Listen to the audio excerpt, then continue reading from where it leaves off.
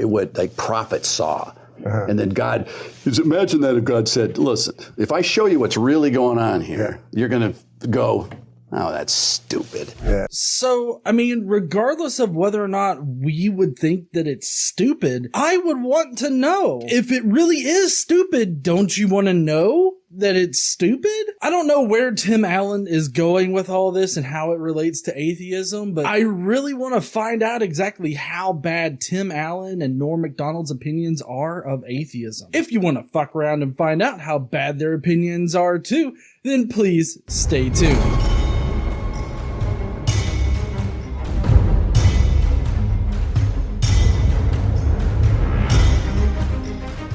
What's up, heathens? How ya doing? I'm the Godless engineer, and I critically analyze apologist claims to give you the best arguments and information so that you can stand up and use your voice. Today, we're going to be taking a look at a short clip from Norm MacDonald live from a while back when Norm MacDonald was alive, and I really hate that, Norm passed the way that he did and everything, so I'm not trying to be disrespectful to Norm MacDonald or his memory in any kind of way, so I'm going to do my best not to disparage him too much. Just the opinions that he espouses and mainly address the comments that he makes. Tim Allen is the one that is mostly talking in this section, so we're mostly going to be handling his comments, and their comments today are going to be centered around atheism. Apparently, both of these guys just really don't like atheism all that much, but it also seems like they don't understand atheism or why atheists don't believe in God. But I said the character... Do you feel that the new comedy, there's so much atheists? I feel that's kind of like the new hack comedy to me. It's always been that way. I'm not a proponent. I mean, I've studied religion in college, and I take my kids. That's where I got into physics. I don't know what Norm means by hack comedy here, other than just bad comedy. Apparently, he reveres Christianity or religion in general as something that is maybe above reproach. Typically, you don't see that kind of opinion with comedians. If that is the case, I don't think that anything is above reproach. I love it when comics make jokes about atheism. It's really stupid, to be honest. Whenever I hear a comedian do it, there's this one comedian, Christian comedian, Brad Stein, who constantly was making jokes about atheism a while back. And I found his jokes to be kind of bad. And I mean, maybe that's what Norm means here, is that atheists, atheist comedians who joke about religion and Christianity just sound stupid to him. And I mean, that's a personal opinion, and that's fine. But I mean, to be honest, there's a lot of comedic value in the Bible when you really consider it. I mean, like, just take Sodom and Gomorrah, for example. God said that he would spare the city if he found like one righteous dude or whatever. And he finds Lot. He still destroys the city, but not before he gets Lot out. And then Lot ends up getting drunk. His two daughters end up getting him drunk and then fucking him. And so, it's just like a wholesome Bible story right there. Daughters fucking their dads and everything like that. And then you could joke about all the scientific inaccuracies in the Bible and all of the weird things that happen in the Bible. Like, there's this one part where God apparently sews up all of the vaginas in this one palace just because one of God's chosen people, maybe it was Jacob, I can't remember the dude's name. Anyways, he's part of the whole Abrahamic line. He succumbs to the exact same thing that his father did, in that he gave his wife to the king without telling the king that the person was his wife. And so God punishes that king or whoever in the fuck by basically sewing up all of the vaginas in his household so that nobody could get pregnant. I mean, the Bible writes the comedy itself because it's just hilarious to think, oh, people believe this shit. I don't think that atheism is above reproach, and I don't think definitely that religion is above reproach. All right, so Tim Allen was about to get into how he went to school and studied physics and all this other stuff, which I'm not sure how that's going to factor in, but I'm guessing he's about to tell us. See, the chances of this thing happening like by accident. Carbon-based life forms, that heavy stars, deuterium. You get into the quantum physics of it. It's very peculiar that we're here at all. Yes. It's very peculiar that this worked like this.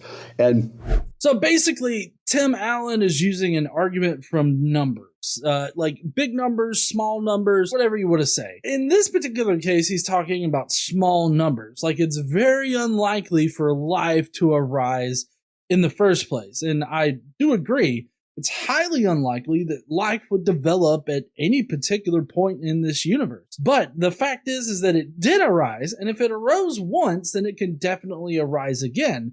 So there's this non-zero probability that life will arise given the right conditions. A lot of times what apologists will do is they will mistaken this low probability for a zero probability. And typically when you're talking about low probabilities and things that are happening like just in our general daily lives, yeah, that's probably not going to happen. But it's probably not going to happen, or you can regard it as basically a 0% chance, because we don't have enough of a pool of samples in order for whatever event to happen. This is not the case for the universe, because the universe has a long time for things to happen, but also it has many instances, and like an innumerable amount of instances for something to happen, like for life to arise. A good example of how this low probability doesn't mean 0% chance when we're discussing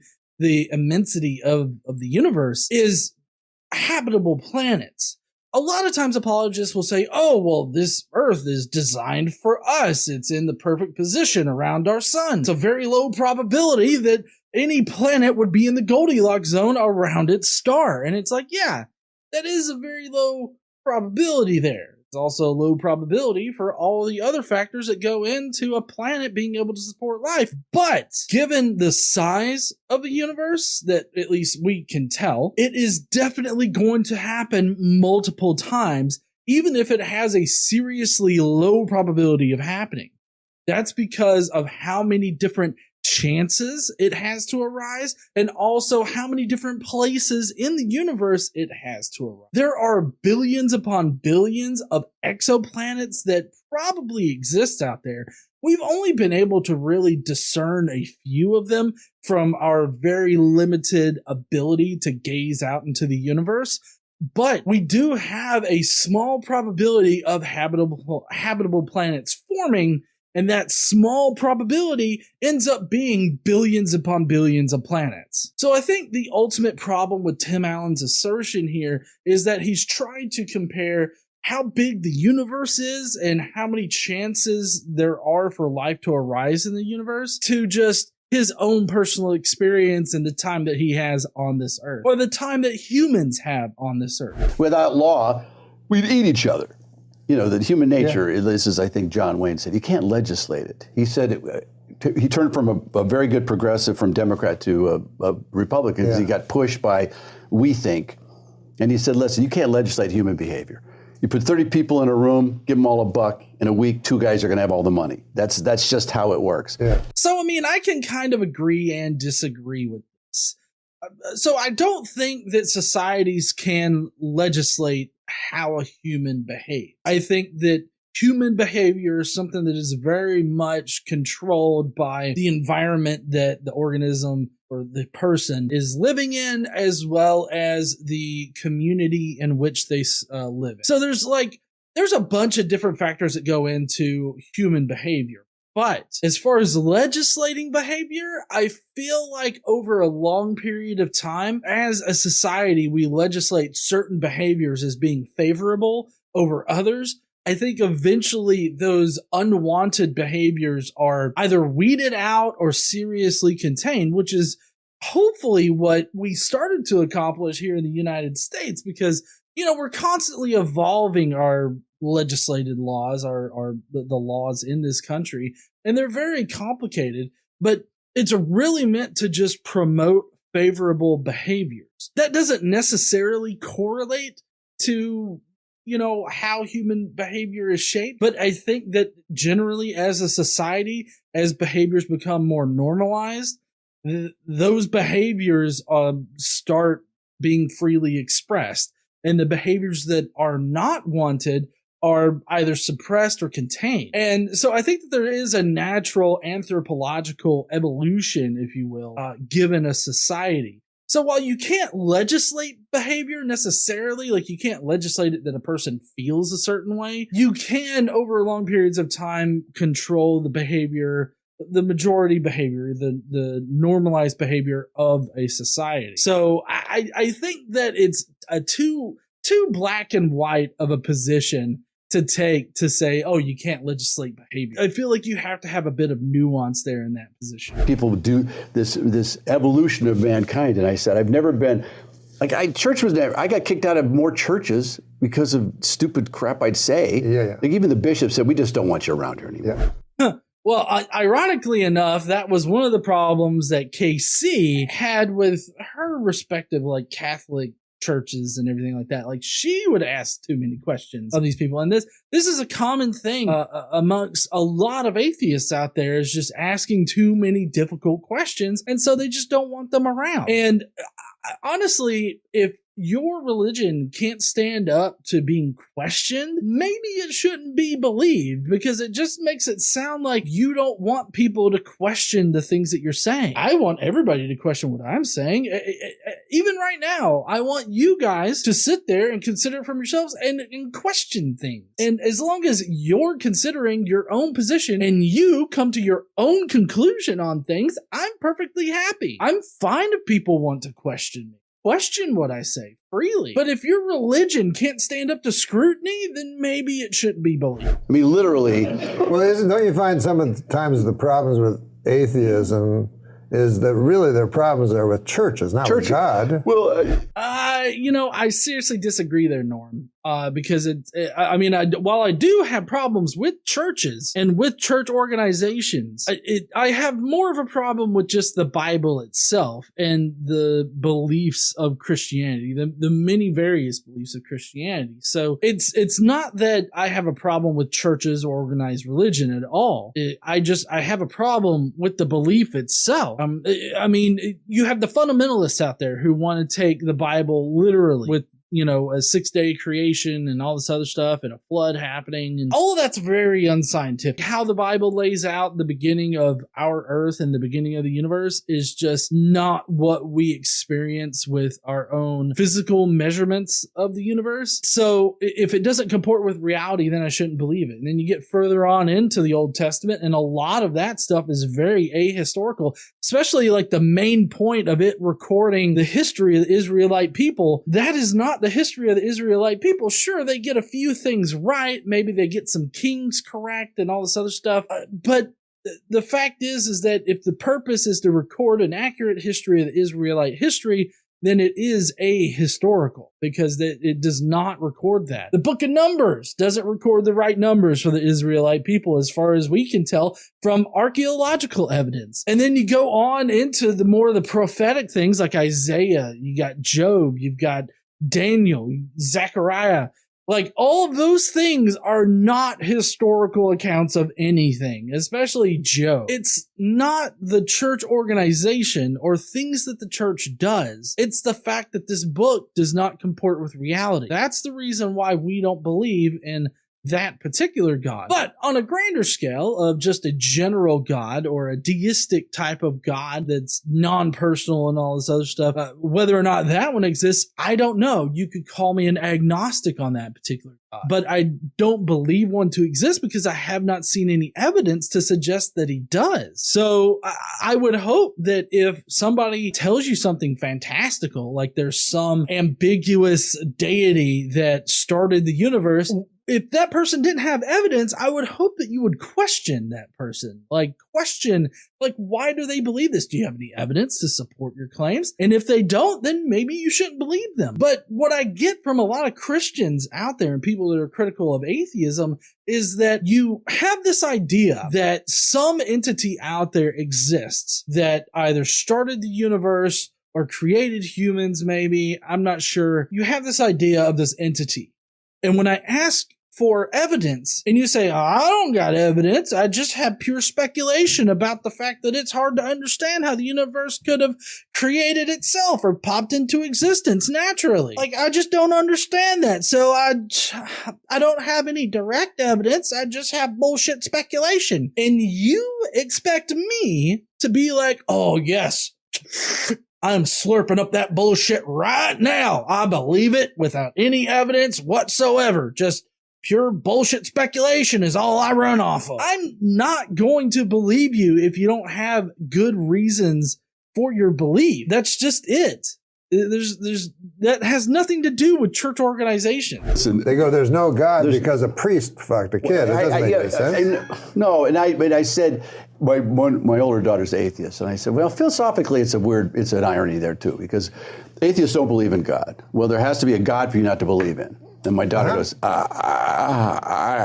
You know, him disparaging his daughter on a live show like this, I don't know if that really speaks too well of Tim Allen. I'm guessing that his daughter's an adult and maybe she doesn't have a problem with it. I know that I would be seriously hurt, like if my father went on a live show and, you know, talked about how I was dumbfounded by something that happened to him or some argument that he made and I couldn't answer it like right on the spot. But this is a really dumb argument that he just made here. It's like, oh, well, there's got to be a God for you not to believe in him in order for you to not believe in him. There exists this idea of a Christian God, and we reject that idea. That idea does exist, but that doesn't mean that that idea comports with reality. You could do this for any other mystical creature that is said to have existed, like the Loch Ness Monster. Well, you know, there's got to be a Loch Ness Monster for you not to believe in order for you not to believe in the Loch Ness Monster. Yeah. Or what about leprechauns? You know, there's got to be at least one leprechaun out there for you not to believe in so that you could not believe in the leprechaun. I mean, it's just nonsensical rhetoric. And this shouldn't stump anybody because it's very obvious that the idea of a Christian God exists and these ideas of different definitions of God exist. Even the very ambiguous sort of deistic kind of God, that idea exists. I mean, honestly, you know, there are plenty of things that I don't believe in that just nobody has proposed. Of course, I don't know what they are because nobody has proposed them in order for me to reject them. As with most apologist anecdotal stories, I'm not exactly sure if this conversation went exactly as Tim Allen is putting it, or if it even went at all. It could be that he's just making up a story between him and his daughter. Maybe it happened, maybe it didn't. I don't know. But it just seems like another one of those apologist stories that they tell about stumping those silly atheists. She's still in therapy over that. No, I always wonder about that because, and also, the atheists are usually choosing a God not to believe in. You have to have a God not to, otherwise. Like Dawkins doesn't believe in a Christian God specifically. Exactly. Well, that's because he mainly deals with Christians, but Dawkins also doesn't believe in the Muslim God. Dawkins doesn't believe in any God definition that you could drum up. But that's also why I tend to at least explicitly state the nuance to my atheist position. Because as far as specific God definitions go, like the Christian God, the Islamic God, any other gods out there that we currently have religions based around, I would be considered a Gnostic atheist on those particular definitions. But as far as a general idea of God or this deistic type of God, I would say that I'm an agnostic atheist. That means that I don't know whether or not a God exists, but I don't believe in one. And as far as specific definitions go, I know those don't exist because all of their descriptions do not comport with reality. Nothing that is said about them seems to match up with how we know reality operates. And I mean, there are plenty of definitions of God that both of these guys probably don't believe in. I mean, it's kind of contradictory to believe in the Christian God, but also the Islamic God and also like the Jewish version of God. And just between those, even though they're all related, it would still be kind of contradictory to believe in all three at once. So my guess is that they have good reason to reject those definitions of God. And it seems like they're having trouble extending that kind of reasonable and rational thought to atheists who are just not convinced by the positions that they hold. If God is unlimited, which you have to agree kind of rationally, that's what a God. How would God ever deal with limited us? It's very difficult. Every time God has tried to speak to us, that person got killed. Because he said, "Hey, this is great," and then people shot him. And there's only been very few people that actually spoke or had said they spoke directly, and they all translate what they heard into human speak, and they're generally kind of screw it up somehow. Sure, of course. So let me get this straight. You're trying to propose here that God has spoken to people, and those people have either been killed or have translated God's word in very fallible ways into human understandable terms. And that has not conveyed like God's message or something like that. He started out talking about how God's unlimited and we have to rationally agree that God's unlimited.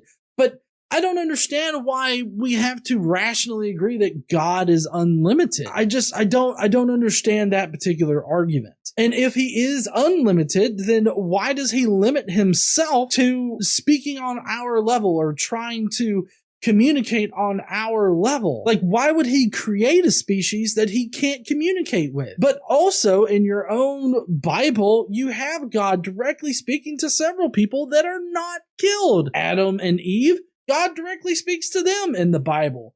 Moses, God directly speaks to him. He doesn't get killed, and he actually gets everybody to follow him because he follows God's word. So I don't exactly know who he's talking about God revealing himself to that person and then they're killed. Like this entire section just seems to be a ramble of different ideas and no complete thoughts whatsoever. But back to my main point, why would God, in his unlimited knowledge, as you would say, continue to use a method of communication that doesn't effectively communicate his message? This just doesn't make a lot of sense. One day I was saying, I wonder what like prophets saw. And then God, imagine that if God said, listen, if I show you what's really going on here, you're going to go, oh, that's stupid. Yeah. And then you're going to try to tell people. Yeah. And the third thing is you just won't want to be here anymore. This won't mean anything. So you got to. So basically, what I feel like you're saying with this analogy between the magician and God is that God's like a magician. If you ask God to reveal how his magic works or how he does the things that he does, then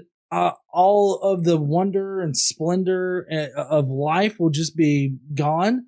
Like you'll think, oh, that's stupid. I mean, is that what you're trying to say? Because that doesn't make a whole hell of a lot of sense. I mean, we have an entire discipline that's dedicated to discovering like nature and how it works. And so if God does do magic in this world, we definitely want to know it. It doesn't matter how stupid it may seem. Like with the magician's trick, it wouldn't be stupid. It would be like, oh, it's that simple?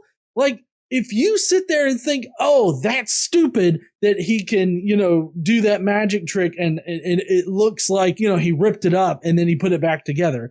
Like, that would be the coolest thing to me. Like, that doesn't rip the splendor out of that magician's performance. Also, I get why magicians don't really reveal like how their tricks are done, because then it does take like the awe and wonder out of the magician's trick. But you see, the problem is that with God, his whole magician's handbag is just nature. At every single point in history, anything that we've attributed to God as like an explanation has always been revealed to be nature. And the actual natural process of these things like precipitation, lightning, how universes form or how solar systems form, how planets form, all of these different things that religion seems to sap the splendor out of by using God did it is always so much more interesting when we know the natural process behind it. Like knowing how lightning works instead of just saying that God was pissed off one day, or knowing that thunder is the sonic boom of a lightning strike. And knowing how sonic booms work and how air pressure and sounds work and how our ears work, that is so much more beautiful and has so much more splendor in it than just saying, God did it! And I ain't gonna think too much about how God did it because then that would take all the splendor out of life. I have to think that God makes it rain and causes hurricanes to defeat the gays. Like, I'm not saying that Tim Allen's saying that, but I mean, that's the kind of thinking that generally goes around with, we don't need to question God and his ways, okay? He wanted that baby to have bone cancer, so we just have to trust that he knows what the fuck he's doing. Like, it's just stupid shit like that normally surrounds this particular type of argument, I guess. I heard some guy The only guy he ever showed was Job. And then I think the prophet Islam. Ezekiel? No, Muhammad. They showed him, and then he wrote it because his miracle, he said to his staff, was. We're not going to get too deep into that. No, but you don't want to get into that.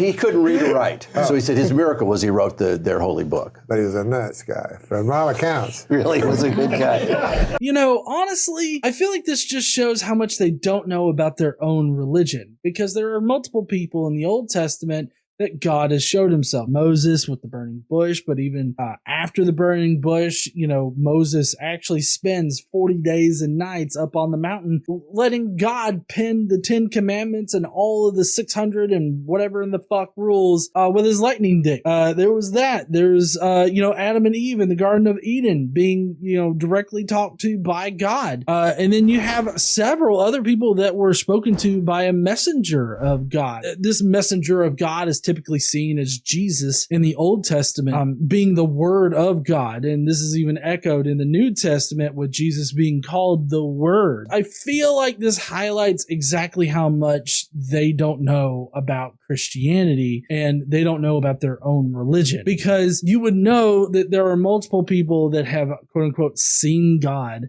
in the Bible. And it wasn't only just Job, which we're actually about to be getting to that part in the Daily Bible podcast, where God actually comes down and talks to Job. But see, the problem is that those things never happen. Like, we've never had a verified instance of God coming down and talking to people. The patriarchs of the Old Testament, they never existed. I mean, I don't exactly expect Tim Allen or Norm MacDonald to have known this, regardless of whether or not Tim went to college and he got interested in religion or whatever like that. This is more recent scholarship than Tim was probably in college.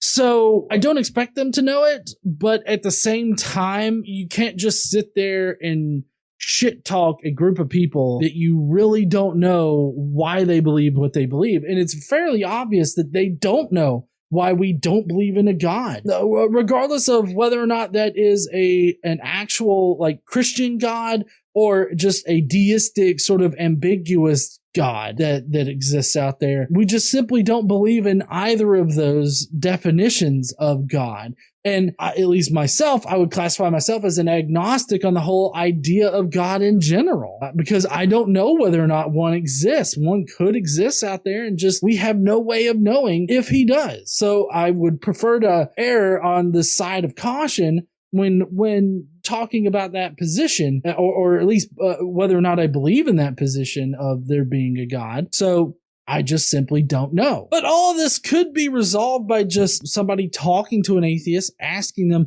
why they believe what they believe, instead of just speculating about it. Well, that's it for this particular portion. It was about an hour-long show, so they talk about a lot of other things, and I'll have a Vimeo link down below if you really want to watch the entire episode. I just think that both Tim Allen and Norm MacDonald got a lot of things wrong here concerning atheists and why we don't believe in any particular definition of God. And so I just kind of wanted to add my voice to the conversation, and hopefully somebody that has these same misconceptions will be able to understand why we don't believe in their particular definition of God. But I would love to hear what you guys think about this video down below in the comments. Go down there, let me know what y'all think. And hey, while you're down there, why don't you smash that like button and subscribe if you're not already subscribed. And don't forget to stand up and use your voice. Bye, heathens.